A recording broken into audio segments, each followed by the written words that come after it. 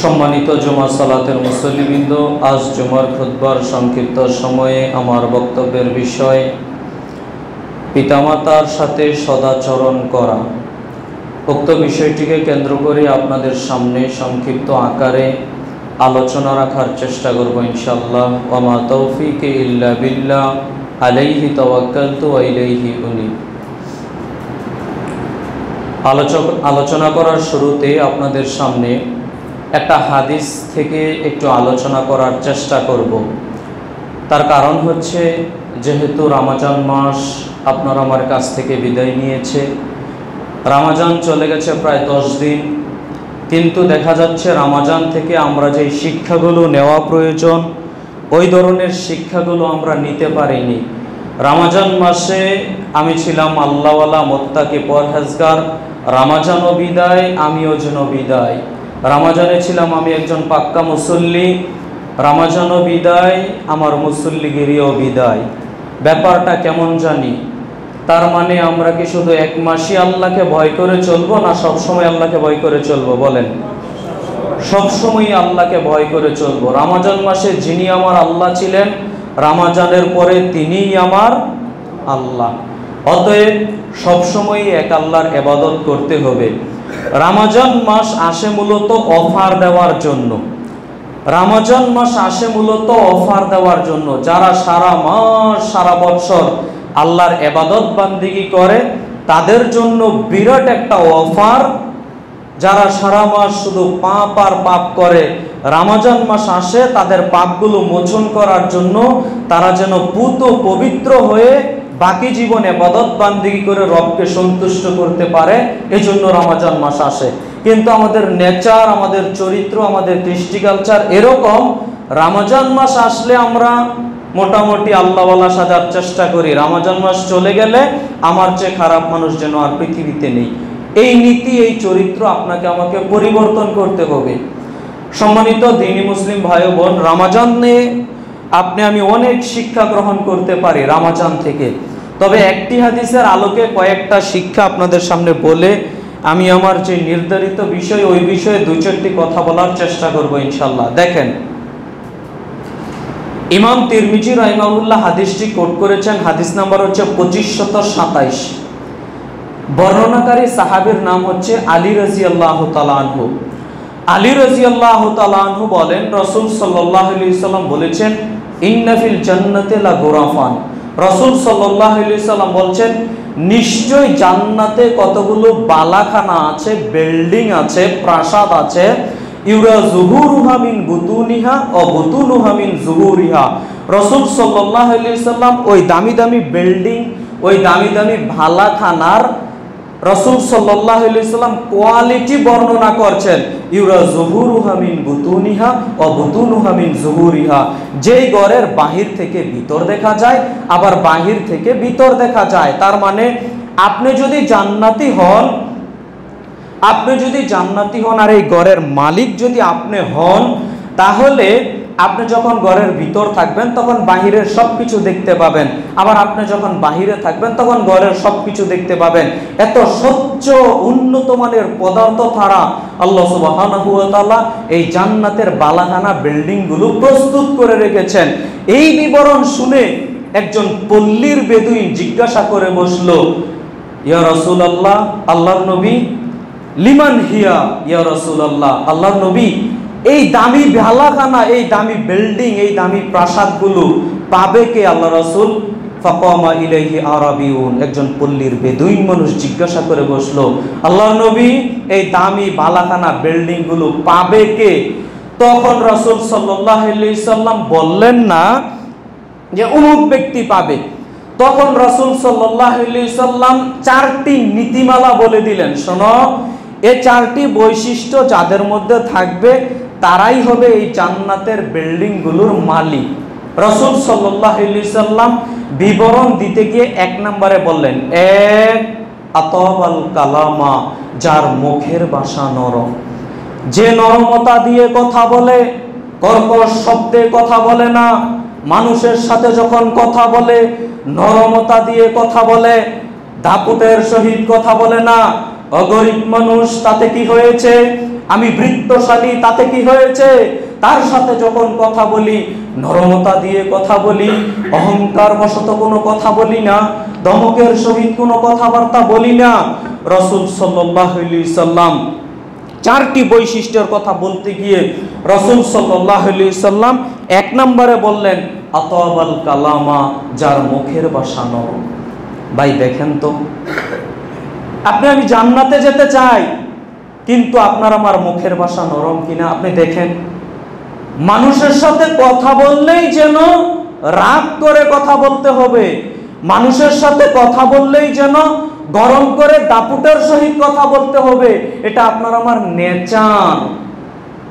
সম্মানিত দ্বীনি মুসলিম ভাই ও বোন, জান্নাতের ওই বিল্ডিং গুলো পাবে তারা, জান্নাতের ওই দামি দামি বালাখানা পাবে তারা, জান্নাতের ওই বিল্ডিং গুলো পাবে তারা যারা নরমতা দিয়ে কথা বলে, মানুষের সাথে কর্কশ কঠোরতা দিয়ে কথা বলে না, সদাচরণের সহিত মানুষের সাথে কথা বলে।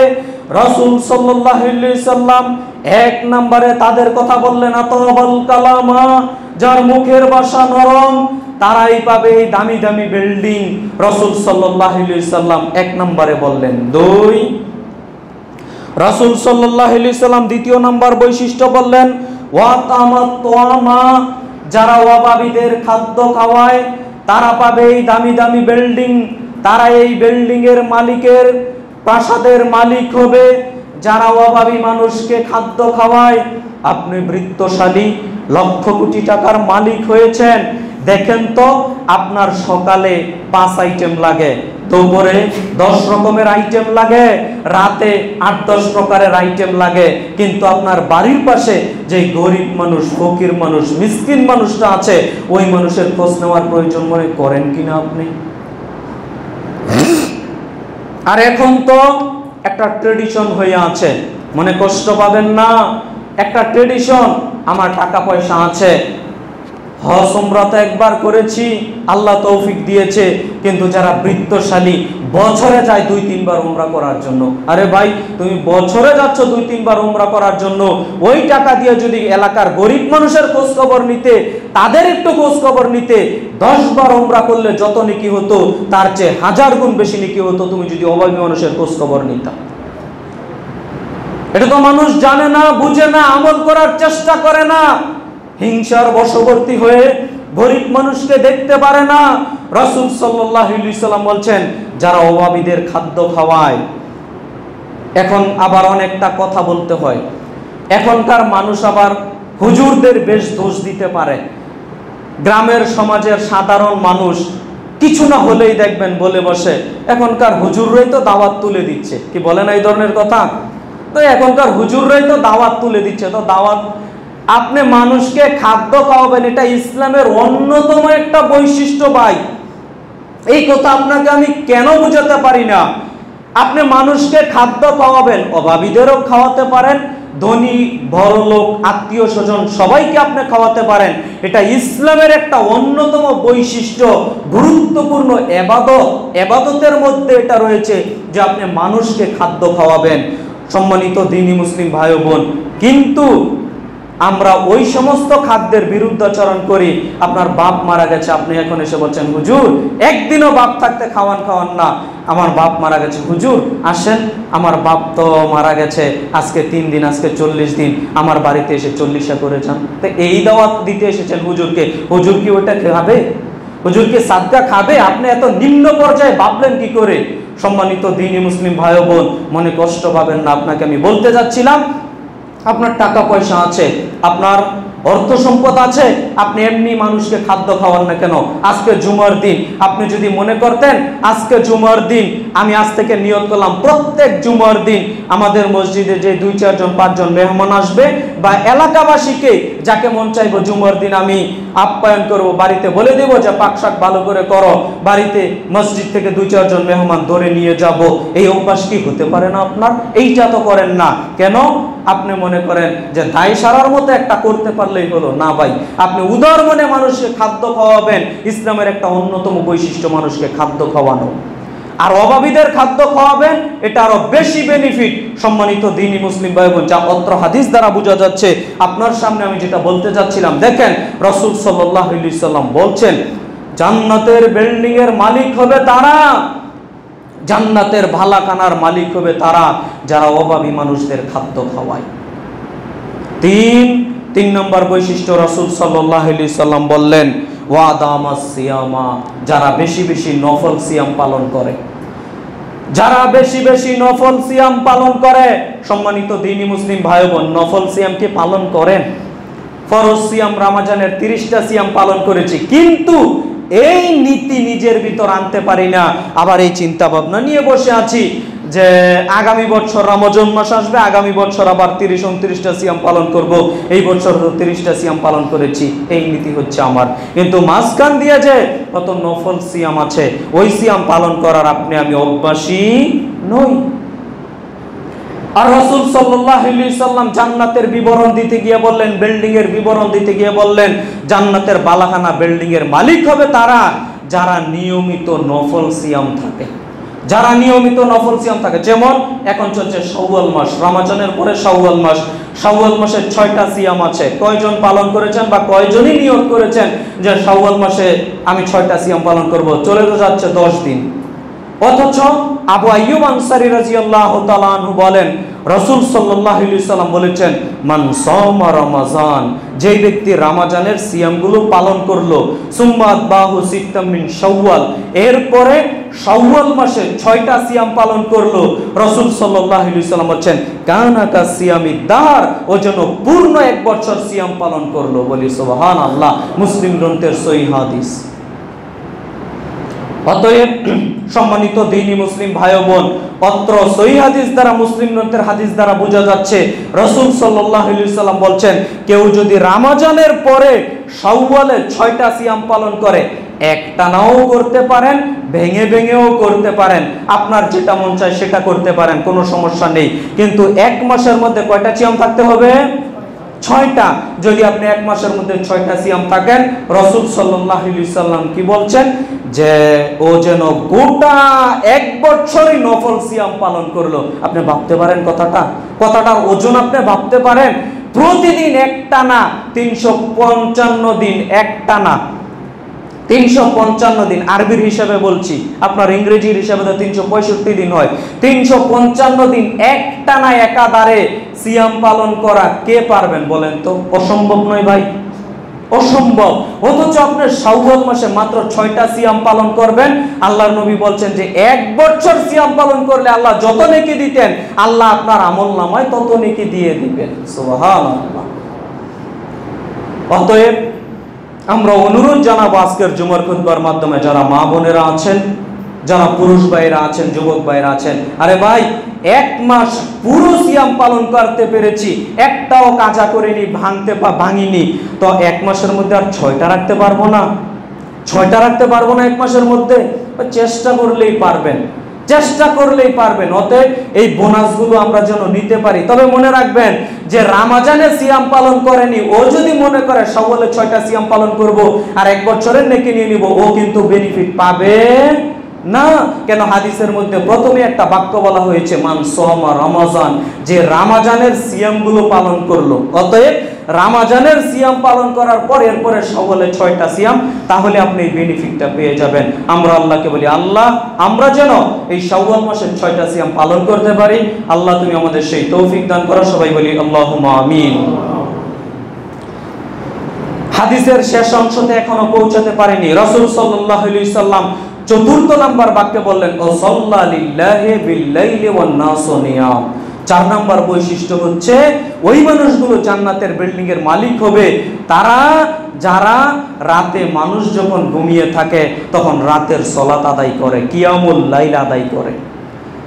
যারা রাতের সালাত আদায় করে, তাহাজ্জুদের সালাত আদায় করে, মানুষ যখন রাতে ঘুমিয়ে থাকে, তারা এই জান্নাতের বিল্ডিং এর মালিক হবে। আচ্ছা দেখেন তো, যে হাদিসটা বললাম, অত্র তিরমিজি গ্রন্থের হাদিসটার মধ্যে 4টা পয়েন্ট রয়েছে। এই 4টা পয়েন্টই কিন্তু আমরা রমজান থেকে শিক্ষা পাই।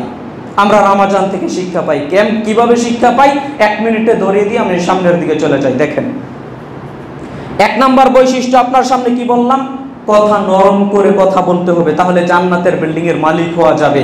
এটা ভাই রমাজান থেকে শিক্ষা পাই। কিভাবে? রমজান মাসে সিয়াম পালন করা অবস্থাতে কেউ যদি গালিগালাজ করে, মিথ্যা কথা না বলে, মিথ্যা কথা বলে, তাহলে তার সিয়াম হবে? সিয়াম হবে না। যার কারণেই তো রাসূল সাল্লাল্লাহু আলাইহি ওয়াসাল্লাম হাদিসের মধ্যে বলেছেন যে সিয়াম পালন করা অবস্থাতে মিথ্যা কথা ছাড়তে পারলো না, অনর্থক কথা ছাড়তে পারলো না, তার না খেয়ে থাকা আল্লাহর নিকট কোনো আসে যায় না। অর্থাৎ যে ব্যক্তি আপনার সিয়াম পালন করে, রোজা থেকে আবার মিথ্যা কথাও বলে, অনর্থক কথাও বলে, মানুষের সাথে কর্কশ ভাষায় কথা বলে, সে শুধু না খেয়েই থাকলো, সে কোনো বেনিফিট পাবে না।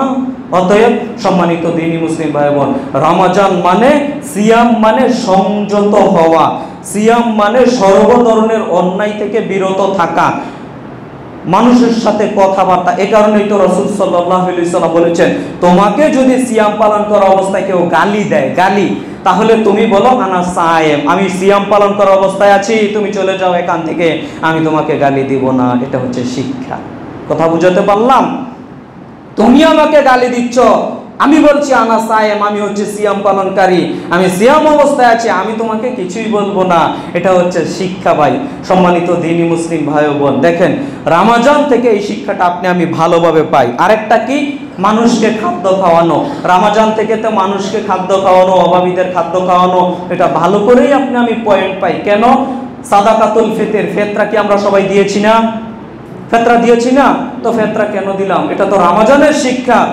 রমজানের শিক্ষার মধ্যে অন্যতম শিক্ষা হচ্ছে যে সাদাকাতুল ফিতর প্রত্যেকটা মানুষের উপর আল্লাহ ফরজ করে দিয়েছেন। ফিতরা আপনাকে আদায় করতে হবে, আমরা করেছি। এই যে দেখেন, অভাবীদের যে একটা খাদ্য খাওয়ানো অভ্যাস, এটা কিন্তু রমজান মাস থেকে এই শিক্ষাটা আপনি আমি পাই না পেয়ে যাই। অতএব ভাই, রমজান চলে গেলে যেন মানুষকে খাদ্য খাওয়ানো, ইফতার খাওয়ানোর বদলা কি, ওইটার এই কথাগুলো টানছি না, ইফতার খাওয়ানোর বদলা কি, এইগুলো সব জানেন, মানুষকে খাদ্য খাওয়ানোর বদলা কি, এগুলো সব জানেন। অতএব এই অভ্যাসগুলো যেন রমজানের পরবর্তী সময়গুলোতেও আমরা ধরে রাখার চেষ্টা করি। আল্লাহ আমাদের সেই তৌফিক দান করুক, আল্লাহুম্মা আমিন। 3 নম্বর পয়েন্টে যেটা কথা বললাম সেটা হচ্ছে নফল সিয়াম। এটা তো সরাসরি রমজান থেকেই শিক্ষা পাই, রমজানের সিয়াম থেকেই। অতএব যেহেতু একটানা 30 দিন সিয়াম পালন করা অভ্যস্ত হয়ে গেছে, অতএব সপ্তাহে 2 দিন, সোমবার বৃহস্পতিবার আপনি চাইলেই রাখতে পারেন।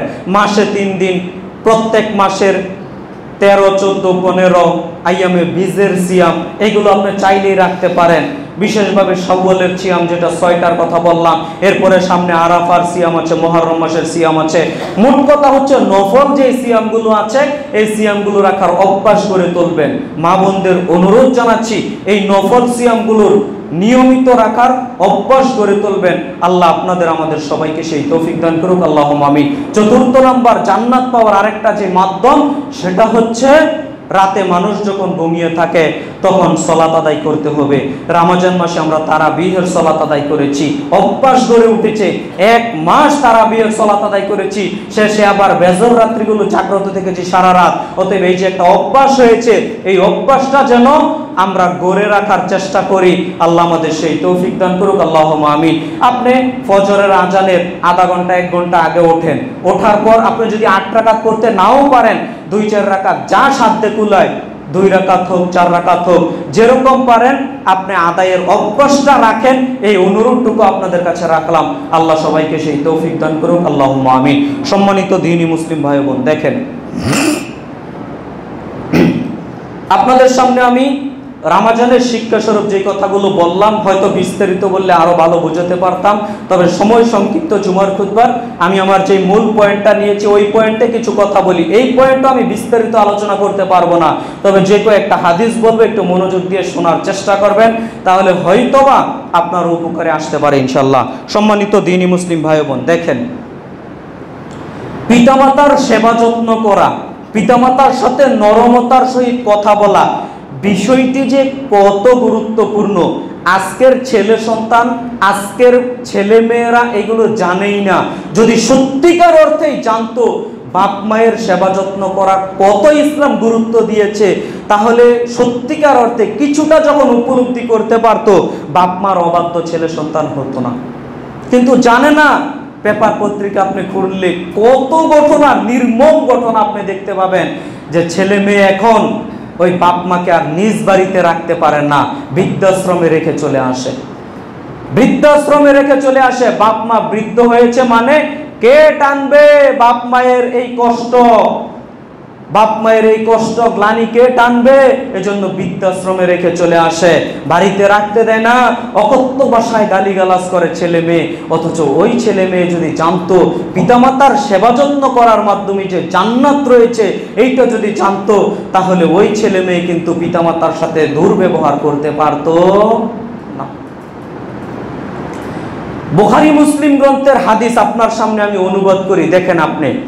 আবু হুরায়রা রাদিয়াল্লাহু তাআলা আনহু বলেন, যা রাজুলুন ইলা রাসূলুল্লাহ সাল্লাল্লাহু আলাইহি ওয়াসাল্লাম, একজন ব্যক্তি রাসূল সাল্লাল্লাহু আলাইহি ওয়াসাল্লামের নিকট এসে বলল, জিজ্ঞাসা করলো, মান আহাক্কুন নাস বিহুসনি সাহাবাতি, আল্লাহর নবী, মানুষের মধ্যে সবচেয়ে সদাচরণ কে পাবে আল্লাহর নবী? আপনি একটু বলেন তো, আমি মনে হয় বুঝাতে পারছি না।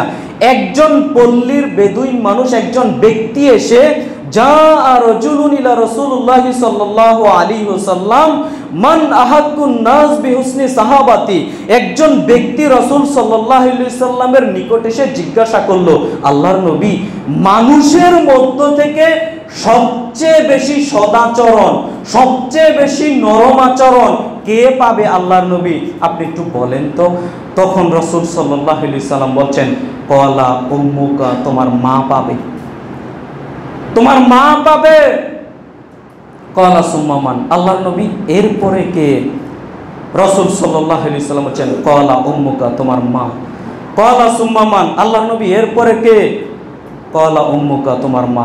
ক্বালা সুম্মা মান, আল্লাহর নবী এরপরে কে? ক্বালা আবুকা, তোমার পিতা। রাসূল সাল্লাল্লাহু আলাইহি ওয়াসাল্লাম মায়ের কথা 3 বার বললেন, পিতার কথা 4th বারে গিয়ে বললেন। এইটা আপনাকে আমি বুঝাতে চাচ্ছি না, আপনি হাদিসের প্রথম অংশটা বুঝেন। যদি অধিকাংশ বক্তা এটাকেই হাইলাইট করে যে মায়ের সেবা 3 বার করো, বাবার সেবা 1 বার করো, ব্যাপারটা এমন নয়। বরং মায়ের বাবার দুজনেরই সেবা যত্ন করতে হবে, যা কোরআন মাজিদের আয়াত দ্বারাও বোঝা যাচ্ছে, হাদিস দ্বারাও বোঝা যাচ্ছে। তবে আপনাকে আমি বুঝাতে চাচ্ছিলাম, মায়ের কষ্ট ক্লেশটা সন্তান প্রতিপালনে অনেক বেশি, যার কারণে ইসলাম একটা মর্যাদা দিয়েছে, মায়ের নামটা আগে বলা হয়েছে। কিন্তু সেবা যত্নের ব্যাপারটা দুজনকেই করতে হবে। আপনাকে আমি হাদিসের মূল পয়েন্টটা চলে আসি। আল্লাহর নবীর নিকট যখন একজন ব্যক্তি আসলো, এসে যখন জিজ্ঞাসা করলো, আল্লাহর নবী, পৃথিবীর মধ্যে সবচেয়ে বেশি সদাচরণ কাকে করব? আমি মনে হয় ভাষাটা বুঝাতে পারছি না আপনাদের। তার মানে ওই সাহাবীর প্রশ্নটা হচ্ছে এইরকম, আল্লাহর নবী, পৃথিবীর মধ্যে সবচেয়ে সদাচরণ, ওইখানে সবকিছু থাকতে পারে। আমি যেই মালিকের অধীনে কাজ করি ওই মালিকও থাকতে পারে, আমি যেই শিক্ষকের অধীনে, আমার যিনি শিক্ষক তিনিও থাকতে পারেন, আমার যিনি গ্রাম্য নেতা তিনিও থাকতে পারেন, আমার যিনি দেশের নেতা তিনিও থাকতে পারেন। সব মানুষের মধ্যে সবচেয়ে বেশি সদাচরণ কে পাবে? আমি মনে হয় বুঝাতে পারছি না আপনাদের। আপনাকে যদি বলি মুরব্বী, আপনাকে যদি বলি যুবক ভাই, আপনাকে যদি বলি ভাই একটু বলেন তো, আপনি বলেন তো, সবচেয়ে বেশি সদাচরণ, সবচেয়ে বেশি নরম আচরণ, সবচেয়ে বেশি নরমতার সহিত কথা বলেন কার সাথে? আপনি কি বলতে পারেন বুকে হাত দিয়ে যে আমি আমার মা বাবার সাথে সবচেয়ে নরমতা দিয়ে কথা বলি? না, জীবনও এই উত্তর আসবে না ভাই, কখনো এই উত্তর আসবে না। যদি 5 ওয়াক্ত নামাজি কোনো ব্যক্তি থাকেন, তার কাছ থেকে এই উত্তর আসবে না। কি উত্তর আসবে জানেন? ও যদি ছাত্র হয়ে থাকে, ও বলবে আমি আমার প্রধান শিক্ষকের সাথে সবচেয়ে বেশি নরমতা দিয়ে কথা বলি। ও যদি কোনো ফ্যাক্টরিতে চাকরি করে থাকে, ও বলবে আমি আমার মহাজনের সাথে সবচেয়ে নরমতা দিয়ে কথা বলি। তার মানে আমি আমার মহাজনকে একদিনও ধমক দেইনি। আপনি কি বলতে পারেন আপনি আপনার মা বাবাকে একদিনও ধমক দেননি? আপনি কি বলতে পারেন সত্যিকার অর্থে আপনি আপনার মা বাবাকে একদিনও কর্কশতার সহিত কথা বলেননি? অথচ আল্লাহর নবীর সাহাবী জিজ্ঞাসা করলো, আল্লাহর নবী, পৃথিবীর মধ্যে সবচেয়ে সদাচরণ, সবচেয়ে নরম আচরণ কে পাবে আল্লাহর নবী? ওইখানে সবকিছু আছে, সবচেয়ে সদাচরণ, সবচেয়ে নরম আচরণ পাবে কে আল্লাহর নবী? তখন রাসূল সাল্লাল্লাহু আলাইহি সাল্লাম মায়ের কথা বললেন, এরপরে কে পাবে? তোমার মা। এরপরে কে পাবে? তোমার মা। এরপরে কে পাবে? তোমার বাপ।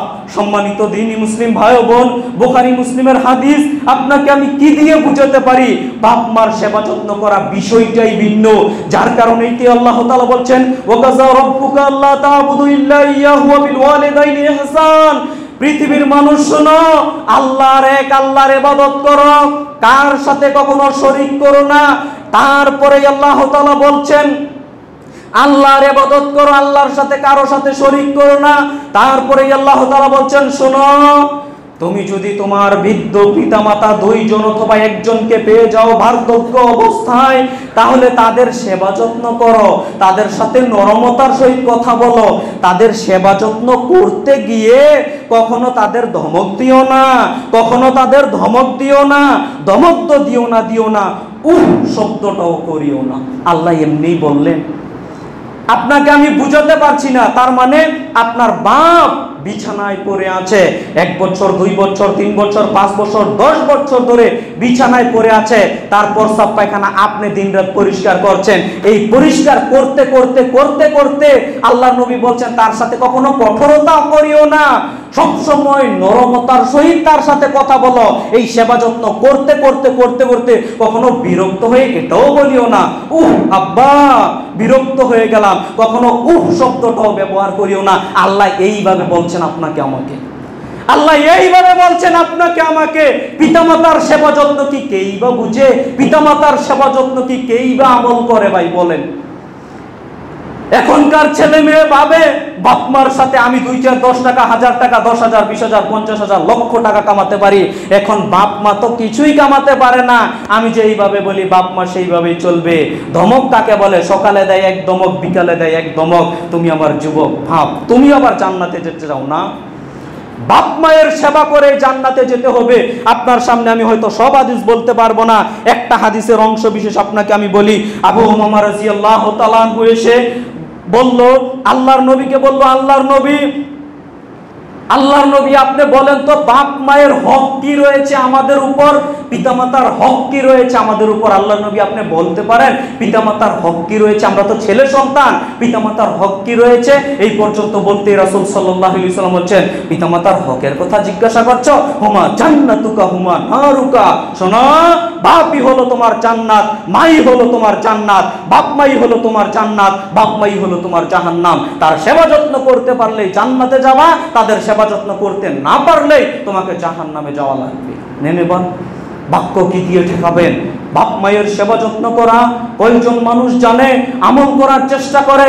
বাপ মাকে তো দিন রাত ফোঁটা দিতে শিখে, বাপ মাকে দিন রাত ফোঁটা দেওয়া শিখেছে ছেলে মেয়ে এখন বাপ মাকে দিন রাত গালিগালাজ করে, দিন রাত ফোঁটা দেয়। সম্মানিত দ্বীনি মুসলিম ভাই ও বোন, করজোরে অনুরোধ করলাম, বাপ মা এটা একটা নিয়ামত, বাপ মা এটা একটা নিয়ামত। বাপ মায়ের সেবা যত্ন করতে শিখেন যুবক ভাইরা। যুবক ভাই, তোমাকে আমি বলি, বাপ মায়ের কষ্ট ক্লেশ এটা বোঝা বড় ধায়। সম্মানিত দ্বীনি মুসলিম ভাই ও বোন, পিতামাতার সেবা যত্ন করার চেষ্টা করবেন। আল্লাহ সুবহানাহু ওয়া তাআলা আপনাকে আমাকে সেই তৌফিক দান করুক, আল্লাহুম্মা আমিন। দেখেন আপনি হয়তো বলতে পারেন আমি কাজকর্মে থাকি, বাপ মার সেবা যত্ন ওইভাবে করতে পারি না। ভাই, বাপ মার সেবা যত্নর জন্য কাজ কাম ওইটাকে আপনি কখনো ফ্যাক্টরে আনবেন না।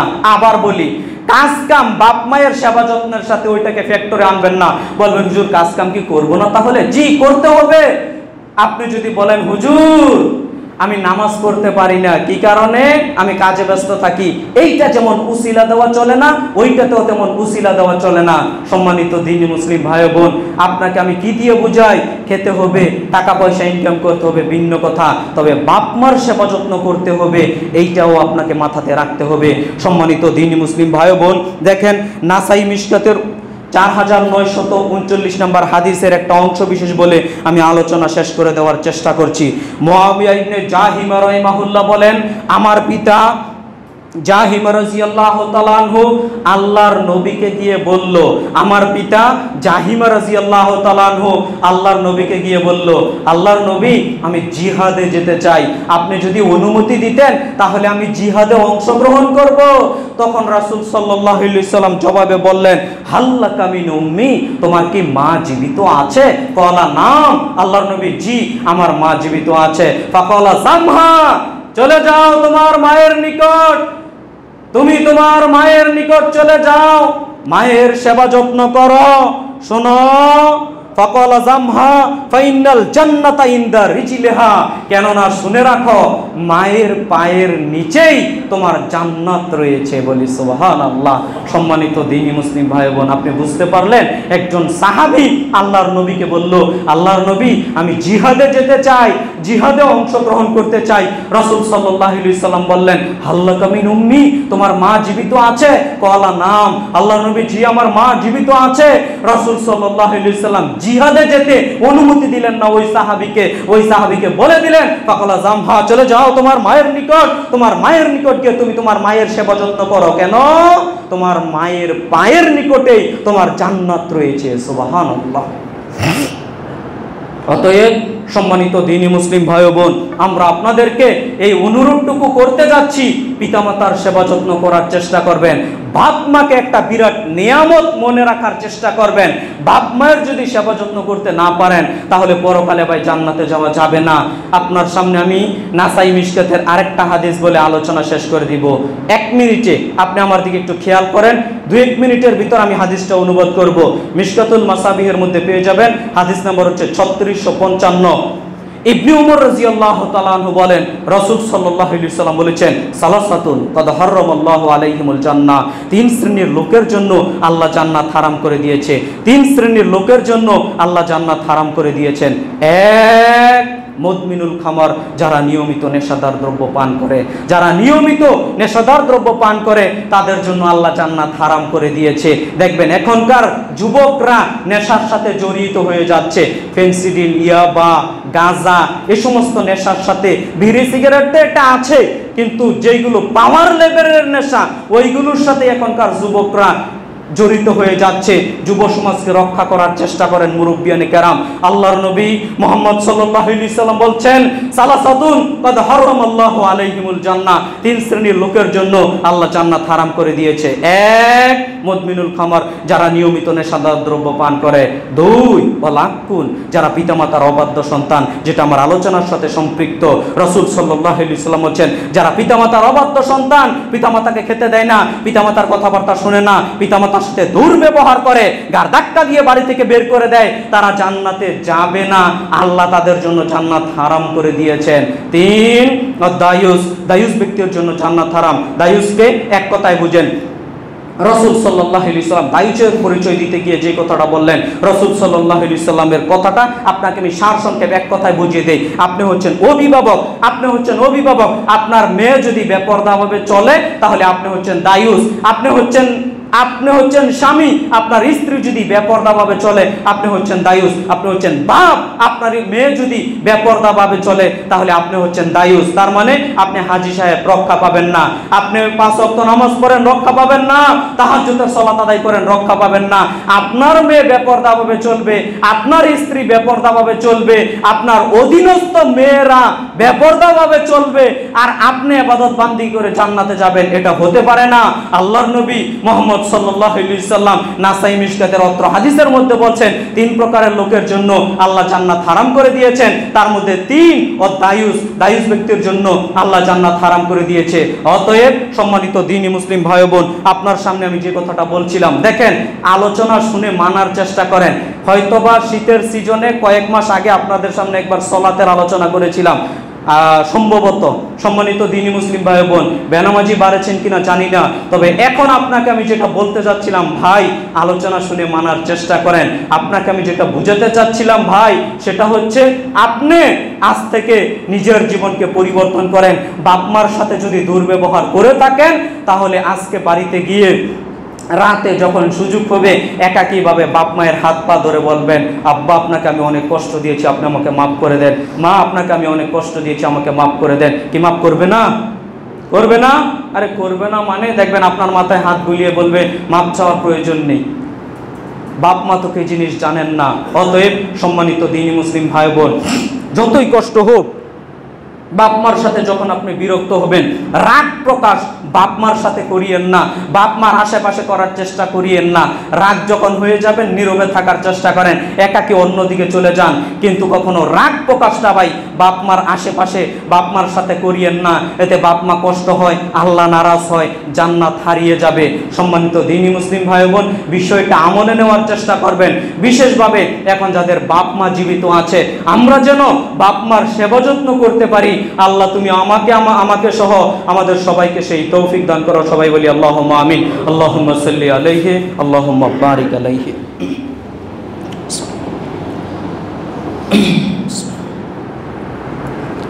আলহামদুলিল্লাহি ওয়াহদা ওয়াসসালাতু ওয়াসসালামু আলা মান লা নাবিয়্যা বা'দা। সম্মানিত জুমা সালাতের মুসল্লিবৃন্দ, আমরা আপনাদের সামনে দুইটি পয়েন্ট ধরে আলোচনা করেছিলাম। প্রথম নম্বর পয়েন্ট ছিল রমজানের শিক্ষা। আমরা যেন রমজান মাস চলে গেছে, ওই শিক্ষাগুলো আমরা যেন নিজের ভিতর আনতে পারি। আল্লাহ আমাদের তুমি সেই তৌফিক দান করো। সবাই বলি আল্লাহুম্মা আমিন। দ্বিতীয় নম্বর পয়েন্টে যে পিতামাতার সেবা যত্ন করতে হবে, তাদের সাথে সদাচরণ করতে হবে, আমরা আল্লাহর নিকট দোয়া করি আল্লাহ তুমি আমাদের সেই তৌফিক দান করো। আল্লাহুম্মা আমিন। আল্লাহ তুমি বড় দয়াবান, তুমি বড় রহমান, তুমি দয়া করে, আমরা গুনাহগার বান্দা, তুমি আল্লাহ আমাদের পাপগুলো তুমি মাফ করো। সবাই বলি আল্লাহুম্মা আমিন। আল্লাহ আমাদের মাঝে যারা অসুস্থ আছে, আল্লাহ তুমি সবাইকে সুস্থতা দান করো। সবাই বলি আল্লাহুম্মা আমিন। আল্লাহ তুমি বড় দয়াবান, তুমি বড় রহমান, তুমি দয়া করে আমাদের ভুল ত্রুটিগুলো তুমি মাফ করো। আল্লাহুম্মা আমিন। আল্লাহ আমরা গুনাহগার বান্দা, তুমি আল্লাহ আমাদের গুনাহ খাতাগুলো তুমি মাফ করো। আল্লাহুম্মা আমিন। সম্মানিত দ্বীনি মুসলিম ভাই বোন, আমাদের বাসা হচ্ছে মাতাইন, পাশে গ্রাম, আপনারা চিনতে পারেন মাতাইন, নোয়াগাঁয়ের পাশে, রসুলপুরের পাশে। তো আমার জন্য দোয়া করবেন, আল্লাহ সুবহানাহু ওয়া তাআলা যেন দ্বীনের খাদেম হিসেবে আমাকে কবুল করে নেন। আল্লাহুম্মা আমিন।